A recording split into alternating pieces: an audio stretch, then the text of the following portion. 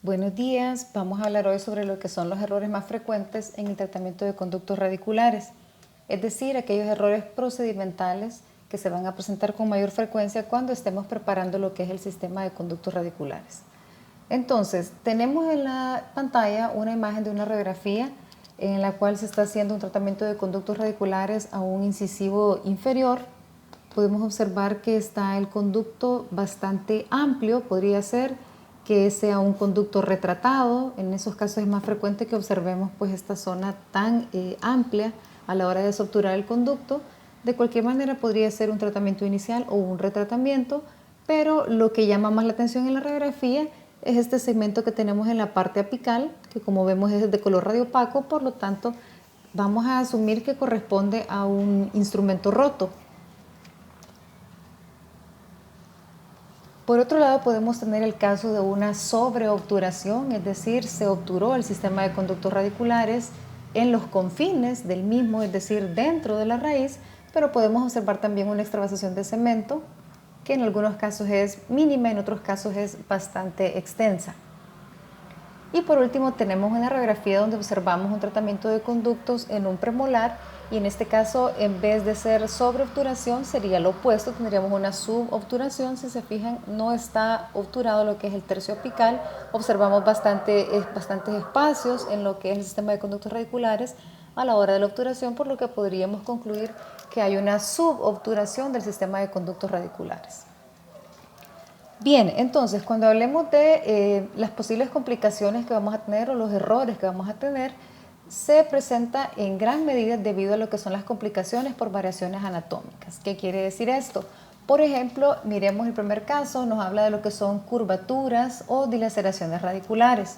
Y si vemos la radiografía, vamos a notar que hay una curva bastante marcada, mejor dicho, una raíz dilacerada en el caso de ese incisivo lateral.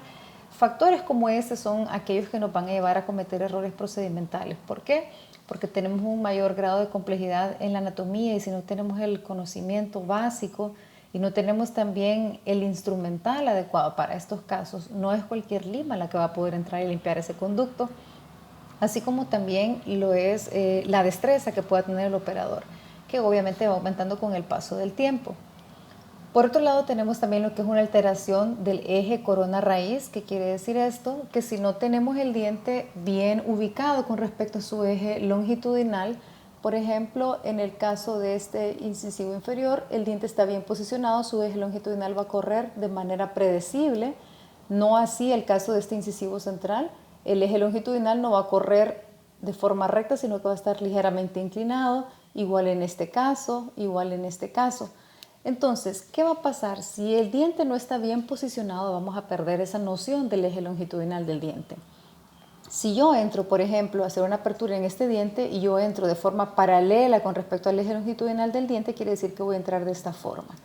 En el caso de este diente que tiene mal posición, si yo me dejo guiar por lo que normalmente sería mi eje longitudinal, yo voy a hacer esto. Puedo entrar acá y probablemente pueda producir una perforación, ya que el eje longitudinal de este diente, en este caso, corre de manera diferente, correría así.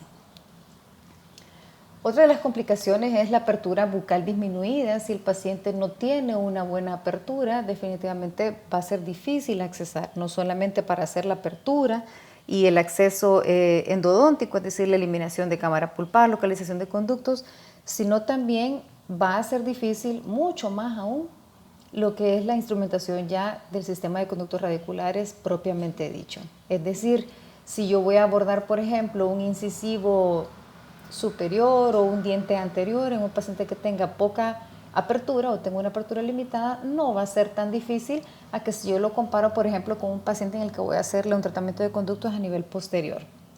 Por ejemplo, una primera molar, no digamos así una segunda o una tercera molar, sería todavía más difícil. Estos son ejemplos, repito, de complicaciones por variaciones anatómicas. Puede tener de repente una dificultad debido a la complejidad del caso. Tenemos también el caso de lo que son las malposiciones de las piezas dentarias, muy similar al caso que les ejemplificaba primero, de estos dientes que tienen malposición, específicamente en este caso el incisivo central, o podría ser también el incisivo lateral.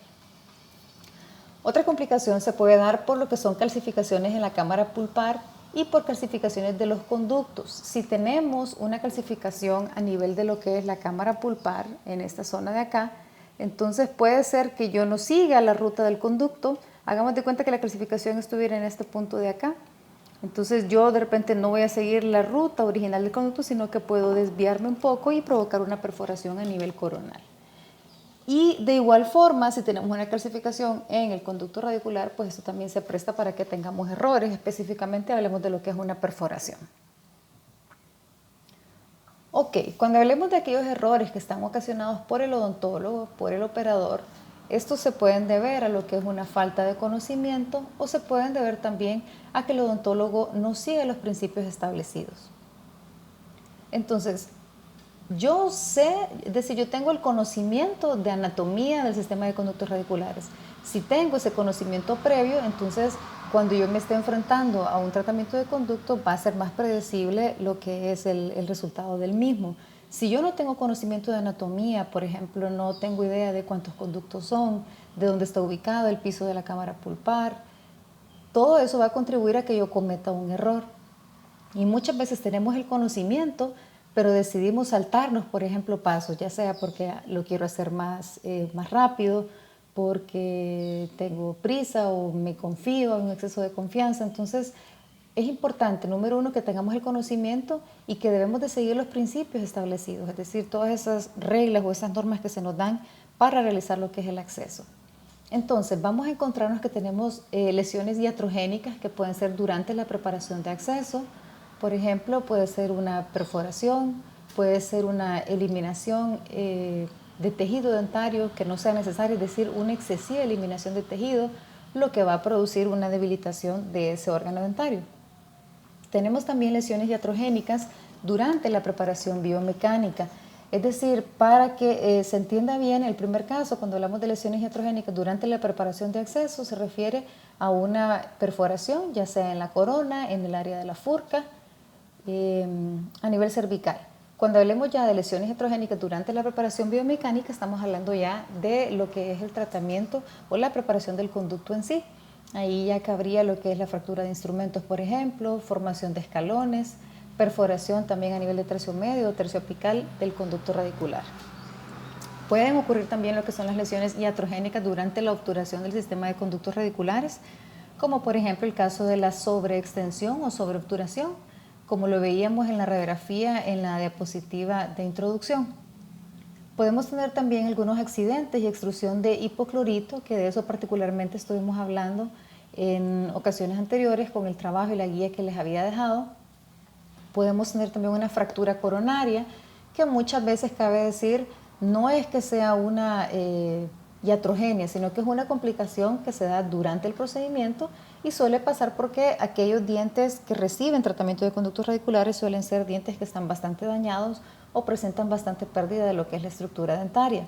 De igual manera, podría ser que ocurra la fractura producto de una iatrogenia, es decir, de repente coloco una grapa que no es la adecuada y está ejerciendo demasiada fuerza sobre la corona del diente, se podría producir la fractura. Si ya tengo paredes delgadas de una corona y estoy utilizando fuerza excesiva, por ejemplo, para remover caries o remover una restauración provisional, también podría ser que se produzca una fractura coronaria. Otro error, o mejor dicho, otra complicación podría ser la fractura vertical, que está más que estar asociada al tratamiento de conductos en sí o un error durante el procedimiento, está bastante asociada con lo que son problemas de mordida, se puede presentar en algún paciente que tenga bruxismo y también se podría presentar, claro está, después de un tratamiento de conductos radiculares si hacemos una preparación demasiado amplia o un desgaste demasiado excesivo. Por ejemplo, recordemos la imagen que teníamos en la diapositiva de introducción. En el caso del incisivo inferior, si tenemos paredes del conducto que están demasiado delgadas porque hay una eliminación excesiva de dentina, podría ser el caso de que esto pueda conducir al diente hacia una fractura vertical. Y por último vamos a mencionar acá otra posible complicación que sería la aspiración de instrumentos. Cabe destacar que esta aspiración de instrumentos, esta complicación se ve disminuida casi que un 100%, podríamos decir, con el uso del aislamiento, con el uso del dique de goma. Es decir, si está colocado ya el dique de goma, realmente cualquier instrumento que pueda caer en la boca del paciente quedaría alojado en lo que es el dique de goma. Por eso es que es bastante importante el aislamiento. Es muy bondadoso, el aislamiento tiene realmente muchas ventajas. Recordemos que la principal es mantener ese diente aislado, mantenerlo libre incluso de saliva, porque sabemos que en la saliva también hay selvas bacterianas. Y también va a proteger al paciente de sentir sabores, por ejemplo, en el caso del hipoclorito, si están haciendo una restauración, el sabor del ácido grabador. Y bien importante el hecho de que si se cayera, por ejemplo, una fresa de la alta velocidad, si se cae una lima, el paciente no va a ingerirla, ¿de acuerdo? No va a pasar hacia lo que son las vías respiratorias o hacia la tráquea. Entonces, es bastante importante. Decía yo que casi al 100%, teniendo en cuenta que tengamos un buen aislamiento. Recordemos que a veces se comete el error de que está colocado el dique, está colocado el arco, pero digamos ya está rasgado el dique, entonces ya hay bastante espacio, no está bien invaginado el dique. Ese podría ser también el caso en el que no esté aislado a un 100%. Ok, entonces, si hablamos de lo que es la preparación durante el acceso, vamos a decir de que se puede presentar un acceso endodóntico incorrecto, puede tener una preparación extensa del acceso cameral, es decir, un desgaste excesivo de lo que es el tejido a nivel de la corona del diente. Podemos tener una perforación coronaria cervical, por ejemplo, en el caso del incisivo lateral superior y en el caso de los premolares. Entonces, si se fijan en esta imagen que tenemos acá, tenemos un diente que no está bien posicionado, digámoslo así, a diferencia de los otros dos dientes. Entonces, al tener ese eje longitudinal del diente desviado de lo que sería su estado natural, podemos tener este error. La fresa va a entrar de forma recta buscando que el eje longitudinal de ese diente sea similar al de los otros dientes que están en boca y podríamos tener una perforación a nivel cervical. Podemos tener una perforación también del piso cameral en el área interradicular. Esto es válido en el caso de los molares, ¿de acuerdo? Vamos a tener en esta zona de acá, de la furca, una perforación si es que no hacemos un acceso correcto. Si profundizamos demasiado en cuanto a lo que es el piso, si utilizamos una fresa que no sea la correcta, recordemos que habíamos hablado de esto anteriormente, la fresa redonda se usa nada más para poder eliminar lo que es el techo de la cámara pulpar, poder tener acceso a esa cámara, y una vez que ya entre en el espacio de la cámara pulpar, debo de colocar mi fresa endoseta que únicamente va a cortar en los lados y me va a permitir conformar ese acceso coronario. No va a poder dañar lo que es la zona de la furca. Y también se puede producir el accidente que es fractura de fresas, que no es tan común, pero igual podría pasarles. Ok, otro error que se puede presentar son las perforaciones. Es decir, vendría siendo de estos errores que tenemos el primero del que vamos a hablar específicamente. Las perforaciones son aperturas artificiales que ocurren en la raíz de un diente y van a resultar en lo que es la comunicación entre el conducto radicular y lo que es el periodonto. Se producen generalmente por la falta de un conocimiento de anatomía interna, por un fresado excesivo e indebido de la cámara pulpar, y se pueden producir por empleo de instrumentos en los conductos. Entonces, algunas de las normas que vamos a tener que tener en cuenta para evitar lo que son las perforaciones son conocer la anatomía pulpar del diente a tratar, tener un criterio posicional tridimensional y una perfecta visibilidad.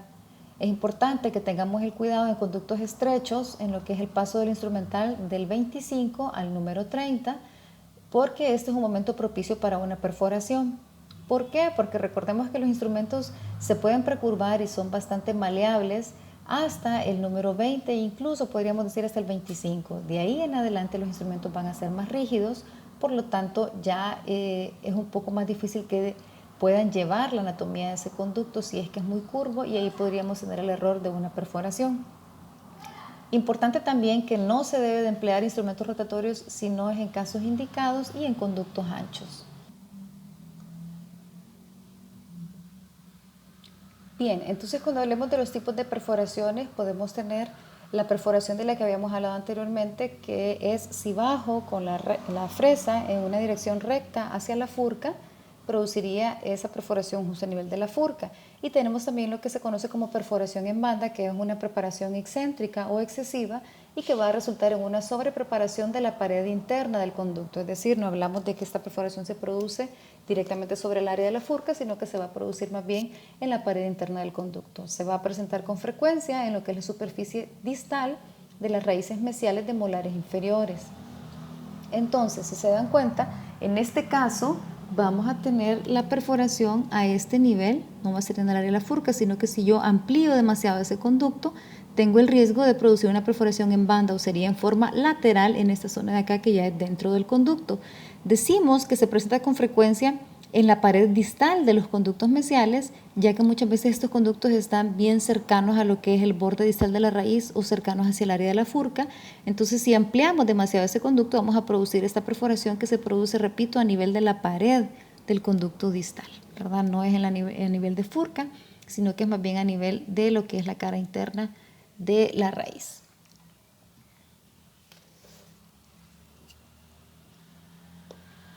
Ok, durante el tratamiento de conductos radiculares podemos tener otros errores, como lo son el ensanchamiento excesivo de las paredes radiculares, la formación de escalones, que vamos a hablar posteriormente de qué es un escalón, la formación de falsas vías, es decir, no seguir esa ruta original que tiene el conducto radicular, no seguir esta vía, sino que crear una falsa vía, por ejemplo, salirse hacia mesial o hacia distal.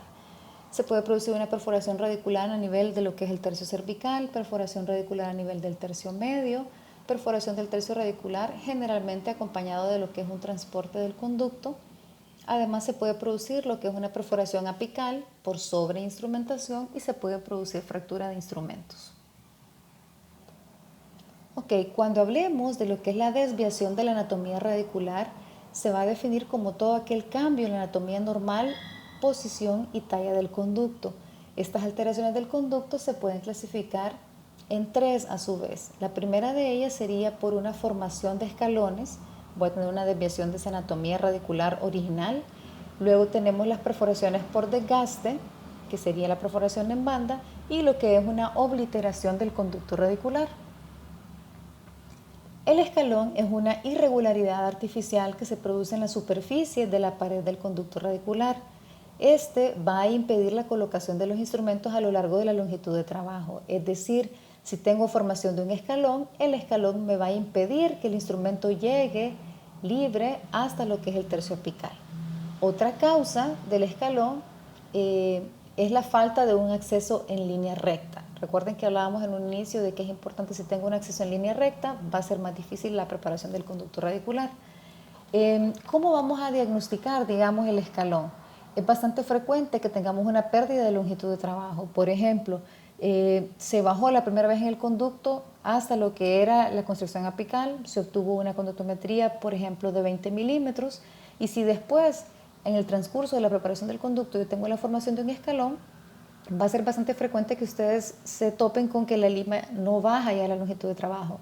Por ejemplo, bajaron con la número 15, la lima número 20, 25, 30, de repente en la 35 ya no baja los 20 milímetros, sino que queda corta, puede ser 19, 18 milímetros o incluso menos, dependiendo obviamente de a qué nivel se formó el escalón. Y además vamos a tener una incapacidad para poder preparar la curvatura del conducto.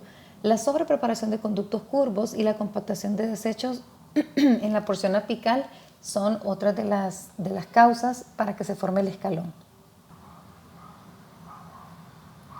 Ok, entonces tenemos una desviación del conducto original sin una comunicación con el ligamento periodontal. Es decir, el escalón se formaría, por ejemplo, en la imagen A, en esta zona de acá.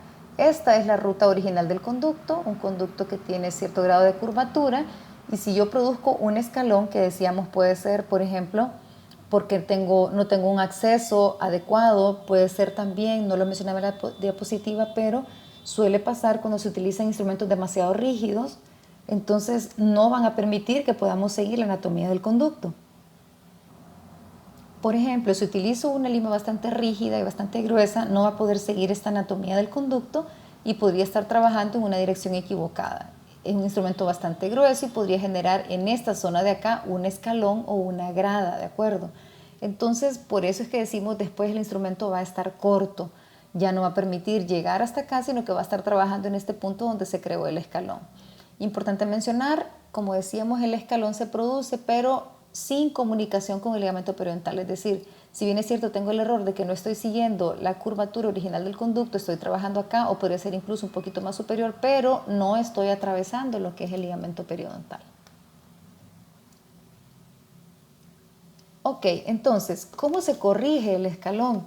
Bueno, lo que habría que hacer es utilizar instrumentos más delgados, es decir, volver a un inicio, ya sea una número 10 o una número 15, precurvar esa lima, es decir, formar ya una curvatura previa en este acero inoxidable de la lima para intentar retomar el conducto. Suena bastante fácil y en la práctica clínica muchas veces es bastante difícil, nos lleva bastante tiempo. Hay que lograr, una vez que se logra establecer o pasar, establecer patencia o pasar de nuevo y permeabilizar este conducto, se obtiene de nuevo longitud de trabajo y una vez que estoy seguro ya puedo preparar. Muchas veces va a quedar este defecto, digámoslo así, en la obturación, que va a denotar de que tuve ya un escalón. Sin embargo, en estos casos lo importante es, aún cuando se haya formado el escalón, siempre poder llegar hasta lo que es la constricción apical.